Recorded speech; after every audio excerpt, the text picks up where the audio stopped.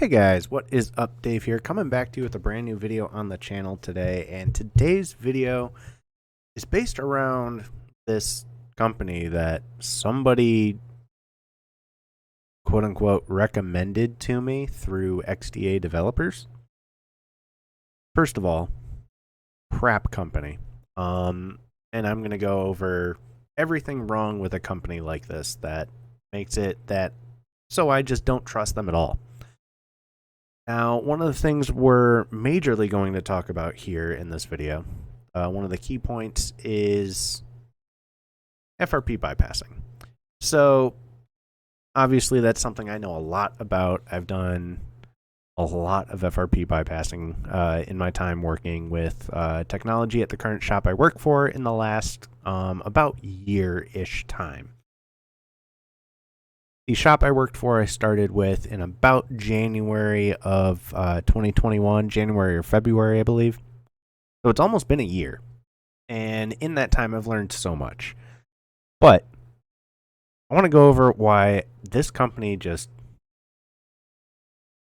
I don't know, there's something sketchy about it. I don't trust it. It's weird. And just, I don't know. I would never pay a company for stuff like this. Anyway, let's get started. So first of all, right away you get to their website and they have this like Octo Plus Pro box. They have the different dongles and a laptop running some PhonLab Samsung tool that's probably for some sort of bypassing of some sort. And then you get down to their bullet points. They have smartphone tech, batch scripts, Mac software, Chromebook support, Android developer, and iOS app developer. Under those, the smartphone tech one is become a certified smartphone software tech and learn unlocking, FRP bypassing, and troubleshooting.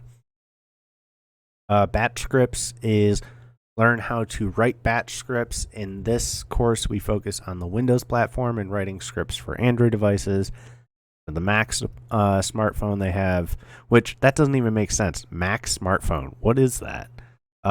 The unlocking smartphones with a Mac course will guide you to set up your Mac to unlock phones. It's free.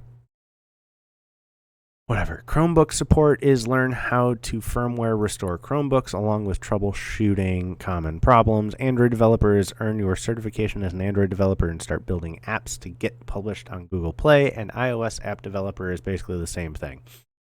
So what we're going to basically focus on today is the smartphone tech section and FRP bypassing. First of all, already I don't trust a company that uses anything like unlocking or FRP bypassing as a thing they gloat about teaching you and you having to pay them to learn. FRP bypassing is dumb easy.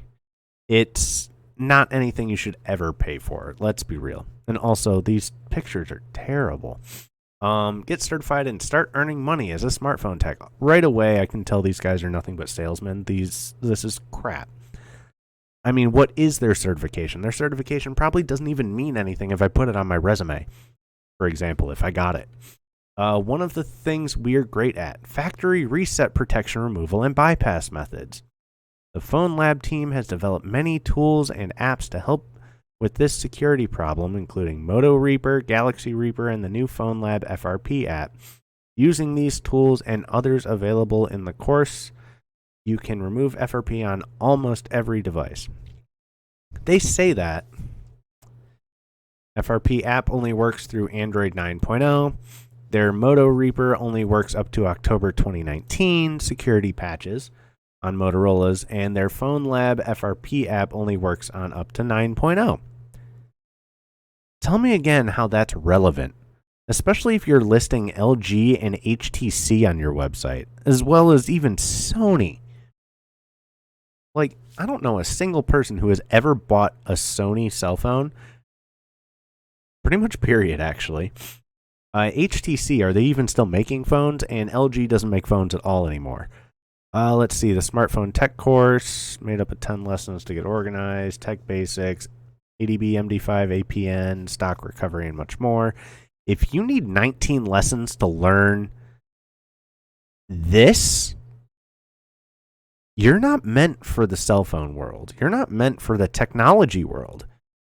Motorola firmware, you don't need 9 lessons to learn how to flash Motorola's. You don't need 5 lessons to learn HTCs. You don't need 16 lessons for Samsung firmware flashing.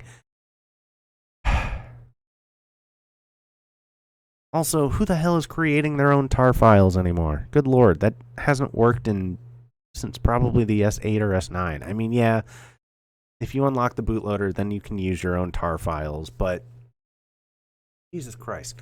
S-Off, you don't need to pay for. There are tutorials for nearly every single HTC device on the planet on XDA Developers Forum on how to do S-Off for free. You don't need to pay for that. Nobody cares about blue phones. SP Flash Tool is the worst flash tool on the planet. You don't need LG Server or LG Up to do any firmware flashing. Really? Oh my god, Lenovo firmware stuff. Does Lenovo makes phones? I mean, I guess TCL phones are technically Lenovo phones. Yeah, all of this stuff is just utter crap. You don't Octabox, GC Pro Keys, Chimera Toolbox, anybody that offers, Jesus Christ, oh my god, that I can teach you in 5 seconds how to do this on any device on the planet. Honestly, I might just use this website as a guide to make free tutorials for you people. Because you don't need any of this crap. Jailbreaking guides, you don't need 8 classes to jailbreak an iPhone. Jesus Christ. You don't need 14 lessons on how to DFU mode a phone, an iPhone. iCloud scams.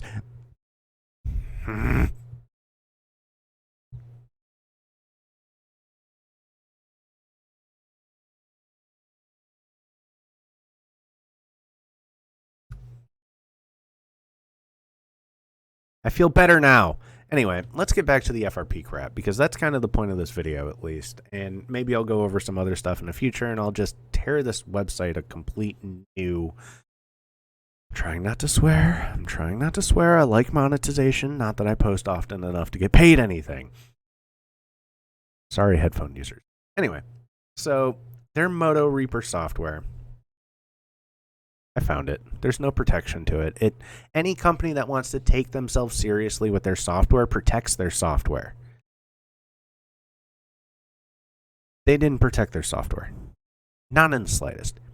Those of you who actually already know these tools that we use for ripping apart .NET framework or .NET based software that's coded in like Visual Studio, Visual Basic, or C#,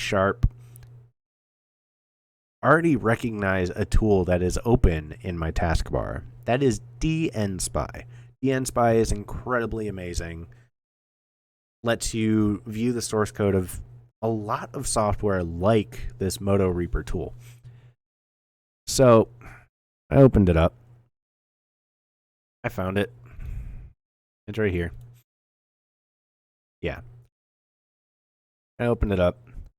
And of course, why should I be surprised? It's completely possible to view in... Really? He's behind this? Whatever. Anyway, it's a familiar name to me. Hold on, I forget why. Let me look that up. Okay, that's why he's familiar. Yeah, a lot of open source stuff is mainly this guy. So like iRecover, Cryptor, iSecureOS. I don't think he is working with this PhonLab website, but maybe they used him to create this FRP bypass software. I don't know. Let's see. FRP. So Google. Yeah, I don't think he actually had a part in creating this software for this company. And if he did, he created it because they paid him to. or something like that. Anyway, or maybe they just put his name here and he has nothing to do with it. Anyway, let's get over this software. Let's look at it. So I'm going to start properties, resources. There is like the ADB interface. There's a whole bunch of stuff in here. That's not a big deal. The settings are just that. They're empty. If you go under iTalk, this is the main form. You can view all of the code for some of the software right in here, but this is basically just the custom theme. It's called iTalk. It's whatever. You don't need to worry much about it. But the main form for the software is right here. It's this PhonLab Moto Reaper 2.0. And you can see right away that, like, in the bootloader section, you're going to notice one thing that is my biggest pet peeve of all time that caused me one of the biggest headaches ever.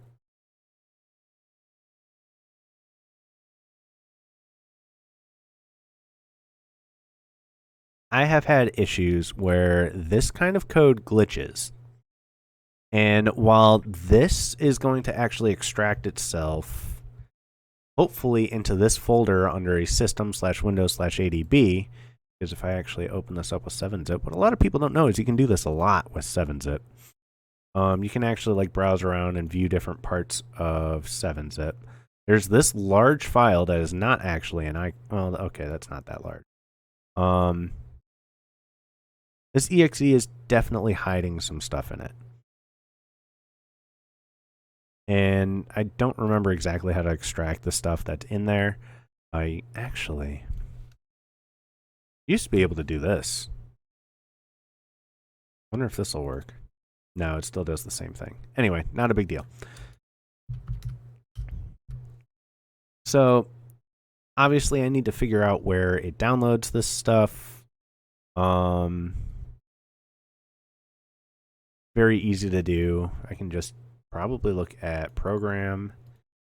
Probably something somewhere that starts a download the very first time you start the software. The hell are these lines of bytes for? Why is there a local... There's a background worker here. Ooh. They're hiding links in their code. Let's see what it is. Doesn't go anywhere anymore. Cool. Booty. Booty, booty, booty, booty, booty, booty, booty. Anyway, there's a bunch of stuff in here. I don't understand what these bytes are for. They don't really make any sense. What I'm looking for is some kind of packet sender. That's weird. Okay. Exploitville.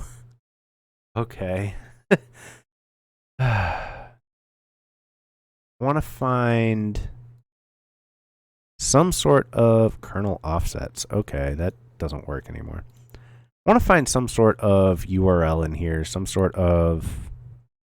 Yeah, developed by GeoSnow, so he probably was paid to make this software. Not surprised, honestly. You pay me enough, I'll make something for you too. Shit getting real. So, I mean... I don't know, man. There's no reason to pay this company for any of this stuff.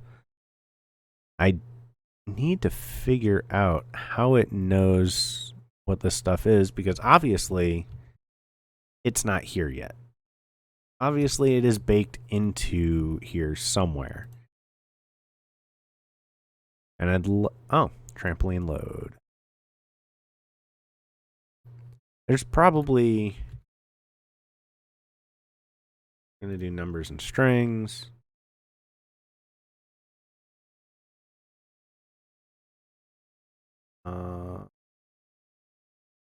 Okay, it's all doing it there. That's not where I want to look. I want to look just in here.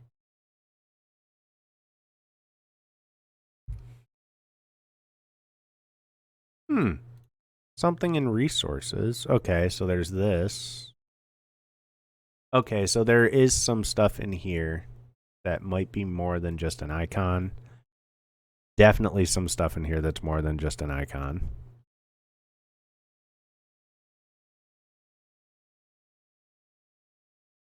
Yeah, see, this is a large byte file. So if I save 20 resources, we're going to go wherever I have this saved.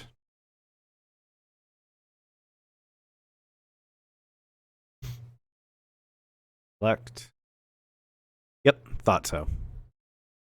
It's all baked into here, and these are this is the software. So this is actually, there's no way that's, okay, so I think this stuff is like EXEs and stuff like that.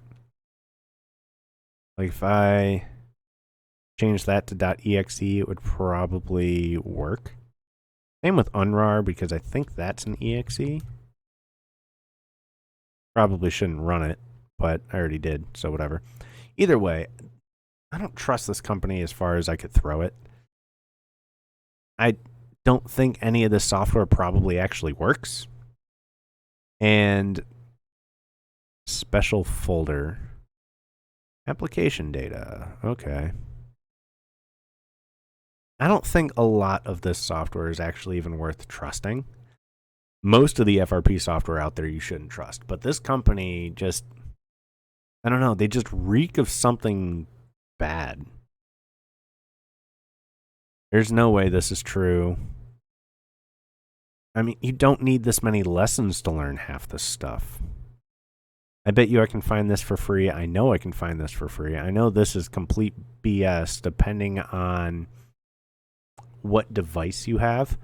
Any Samsung device right now that has June 2020 or newer firmware on it, unless it is an SMT 290, which is a Galaxy Tab A 2019 or 2020, I want to say.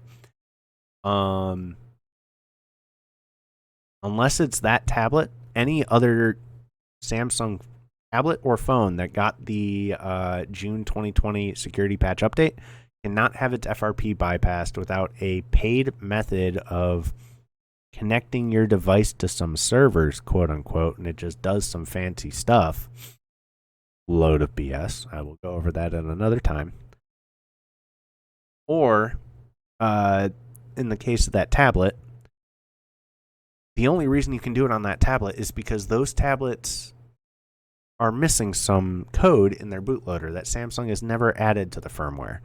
What they are missing is the ability to detect non-FRP based firmware, like from China. So what you can do with the SMT290, and I think I have a video doing this, you can take Chinese firmware for that device, flash it to the device, use an old school FRP bypass to add a passcode to the device, flash it back to the American firmware, and all of a sudden the FRP is gone. Yeah, I might have mixed those steps up a little bit, but yeah, stupid. I mean, honestly, there's nothing here that's worth paying for. I can teach you how to write a batch script. Honestly, I will teach you C#. I should do that.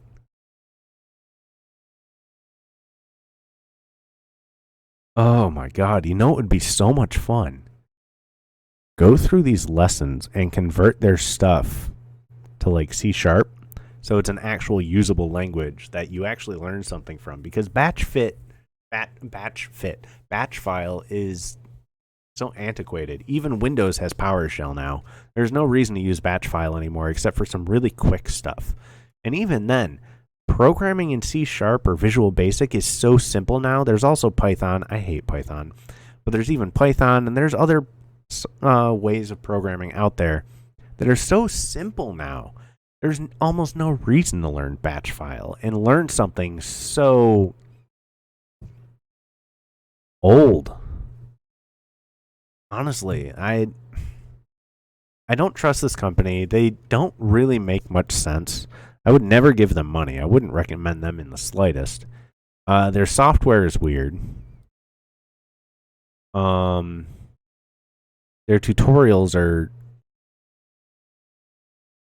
just probably YouTube videos they found converted to having to pay them. Honestly, I don't give this company money. Don't. That's the motivational quote of the day. Don't give them money. Anyway, I'll talk to you guys later. I am still working on my own FRP bypassing software, but like I said, with newer security patches, it's becoming slightly more difficult. I did learn driver creation, though, so I can create my own Linux ADK USB MTK drivers now using a different software that some of the other public tools use, but it does work, so it doesn't matter. So if you remember the SamFirm stuff, there's a software that if you open this up, I'll do it real quick, and you go to your temp directory. Come here. You can see I was downloading a lot of PS1 games. And you want to create that driver under FRP bypass. To scan for devices, select one, whatever it is. It installs a driver. This isn't the right software. Hold on. Wrong software. I'm sorry. There's another software. It creates... Not that one. It creates a driver, which actually this one does have the drivers and stuff right here. It uses this Linux ADK with this Samsung driver specifically for Samsung on this one, but there are ways to do this with other devices. I have a video on my channel. You use this exe to create the driver for that specific device, and then it'll send the pop-up to the device.